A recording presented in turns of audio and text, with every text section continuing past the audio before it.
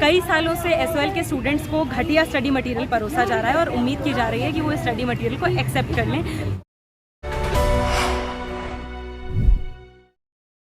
हमारी टीम अंदर UGC memorandum देने के लिए गई थी और हमारी डिमांड्स हैं कि सबसे पहले तो हम जो कई सालों से बेटर स्टडी मटेरियल डिमांड करते आ रहे हैं, जिसको लेके 2019 में एसओएल के स्टूडेंट्स हाई कोर्ट तक गए थे। हाई कोर्ट के जज ने भी कहा था कि स्टडी मटेरियल इतना ख़राब है कि इससे बेटर स्टूडेंट्स एनसीईआरटी या इग्नू का मटेरियल पढ़ लें। तो इस स्टडी मटेरियल को रिव्यू किया जाए, एसओएल के स्टूडेंट्स को बेटर स्टडी मटेरियल दिया जाए, रेगुलर के बराबर का स्टडी मटेरियल दिया जाए, बराबर क्लासेस दी जाए, बराबर लाइब्रेरी दी जाए, बेटर फैसिलिटीज़ दी जाए। एसओएल में पढ़ रहे हैं लेकिन ये गरीब परिवारों से आ रहे हैं, सरकारी स्कूलों से आ रहे हैं, इस कारण से उनको घटिया शिक्षा दी जाए, घटिया उच्च शिक्षा दी जाए। इस तरीके का मंजर बंद हो, उनको इक्वल एजुकेशन दिया जाए हायर एजुकेशन में रेगुलर कॉलेजेस के बराबर। ये हमारी डिमांड है और इसके लिए यूजीसी इंश्योर करे सबसे पहले कि एसओएल से हिसाब ले, वाइट पेपर जारी कराए एसओएल से कि इतना पैसा जो एसओएल हर साल बढ़ी हुई फीस स्टूडेंट से ले रहा है उसको कहाँ खर्च कर रहा है, उसका 10% भी जब स्टूडेंट पर खर्च होते हुए नहीं दिख रहा है तो वो पैसा कहाँ जा रहा है, उसका हिसाब यूजीसी ले, यूनिवर्सिटी ले, दिल्ली यूनिवर्सिटी उसका हिसाब ले, इन ऑफिशियल्स पर कार्यवाही की जाए, हमारा मटेरियल इंप्रूव किया जाए, हमारी क्लासेस बढ़ाई जाए, हमें रेगुलर के बराबर शिक्षा मिले। यहाँ पर मजबूर हुए हैं दिल्ली यूनिवर्सिटी के एसओएल के स्टूडेंट्स यहाँ यूजीसी पर आने के लिए, क्योंकि हम दिल्ली यूनिवर्सिटी के एकेडमिक काउंसिल के सामने 11 अगस्त को, उसके बाद दिल्ली यूनिवर्सिटी के सामने डीन के सामने अपने कंसर्न्स रख के मेमोरेंडम सबमिट करके प्रोटेस्ट करके कोशिश कर चुके हैं। कई सालों से एक्चुअली हम ये कंसर्न्स रेज करते आ रहे हैं लेकिन हमें सुना नहीं जा रहा है। कई सालों से एसओएल के स्टूडेंट्स को घटिया स्टडी मटेरियल परोसा जा रहा है और उम्मीद की जा रही है कि वो इस स्टडी मटेरियल को एक्सेप्ट कर लें बिना शिकायत किए। हमारे स्टडी मटेरियल का दर्जा इतना निहायती घटिया है कि आज़ादी के वर्ष को 1945 लिखा जाता है, एक जगह पर नहीं कई जगह पर।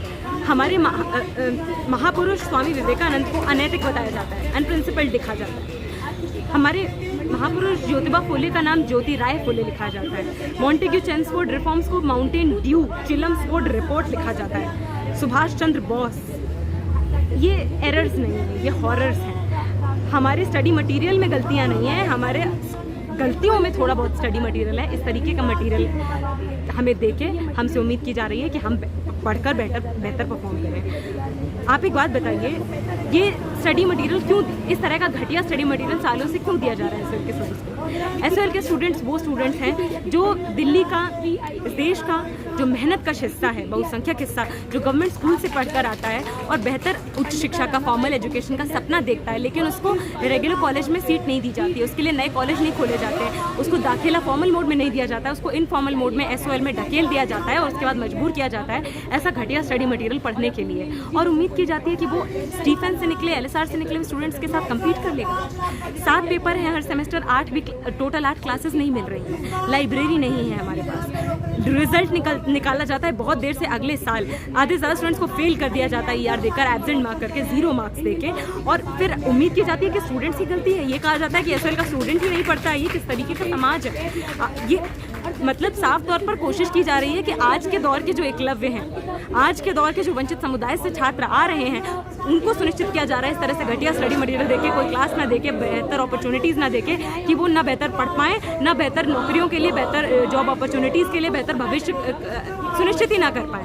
इसलिए हम यहाँ पर मौजूद हुए हैं अपनी मांगों को लेकर कि एसओएल प्रिंसिपल, एसओएल डायरेक्टर पायल मांगो, इनको बर्खास्त किया जाए, स्टडी मटेरियल का रिव्यू किया जाए। साहित्यिक चोरी इसमें खुलेआम है, कोई रिव्यू नहीं है, कोई बेहरा गहरा नतू गहरा उसको लिख रहा है और लिखने दिया जा रहा है, इसको बंद किया जाए। एसओएल के मटेरियल का प्रॉपर रिव्यू हो, हमें रेगुलर के बराबर उस दर्जे का स्टडी मटेरियल दिया जाए और हमें रेगुलर के बराबर राइट्स और फैसिलिटीज़ दी जाए, क्योंकि इस देश में शिक्षा व्यवस्था को, इस देश की मेहनत जनता ही चलाती है, उसी के पैसे से चलती है। और अगर हमें ही नहीं मिल पाती है शिक्षा बराबर, हमें ही बेहतर शिक्षा नहीं मिल रही है, तो फिर शिक्षा व्यवस्था किस दिशा में जा रही है? तो जब तक हमें हमारे अधिकार नहीं मिल जाते हैं, बराबर रेगुलर के बराबर राइट्स नहीं मिल जाते हैं, तब तक हम इस आंदोलन को जारी रखेंगे और बड़ी संख्या में आएंगे अगर हमारी मांगे नहीं मानी जाती। तमाम जो उनकी जो दिक्कतें हैं, खामियां हैं, उनको हम बेनकाब करेंगे। कल हम लोग एक प्रेस कॉन्फ्रेंस कर रहे हैं 12:30 बजे, तो आप लोग उस प्रेस कॉन्फ्रेंस में जरूर शामिल हो। बाकी चीजें आपको हम लोग मैसेज के थ्रू। आपके प्रेस कॉन्फ्रेंस का मकसद क्या है? प्रेस कॉन्फ्रेंस का मकसद है कि एसओएल में जो भ्रष्टाचार, जो खामियां, जो दिक्कतें, जो स्टडी मटेरियल और तमाम चीज़ें जो दिक्कतें हैं, उसको सबूत के साथ हम लोग कल जो है उनको बेनकाब करेंगे, ताकि ये पूरे भारत में जाए कि दिल्ली यूनिवर्सिटी के अंदर किस तरह का भ्रष्टाचार चल रहा है और उस पर कोई कार्रवाई नहीं हो रही है अभी तक। उनके एकेडमिक काउंसिल में भी इस तरह की इस चीज़ को हम उठाया गया, हमने इस पर कैंपेन किया, हमने वह तमाम जो अधिकारी जो टीचर्स उसमें शामिल हो रहे थे हमने वहाँ भी उनको बताया, और ये एकेडमिक काउंसिल में ये चीज़ें उन्होंने बात आई है कि वहाँ पे भी ये चीज़ डिस्कस हुआ है। ये जो संज्ञान में ये वाइस चांसलर के संज्ञान में है और आज हम लोग यूजीसी के संज्ञान में बात डाल रहे हैं, लेकिन अभी तक कोई कार्रवाई नहीं हुआ है। तो क्यों कार्रवाई नहीं हुआ, क्यों एसओएल के प्रिंसिपल डायरेक्टर को बचाया जा रहा है, ठीक है, ये हम सवाल उनसे पूछेंगे। उससे पहले हम उनको बेनकाब करेंगे पूरी जनता के सामने, छात्रों के सामने, इसलिए ये प्रेस कॉन्फ्रेंस हम लोग रख रहे हैं। आप स्टूडेंट के होप्स हैं, इसका ये उत्साह कहीं कम तो नहीं पड़ेगा कल का जो प्रेस कॉन्फ्रेंस है?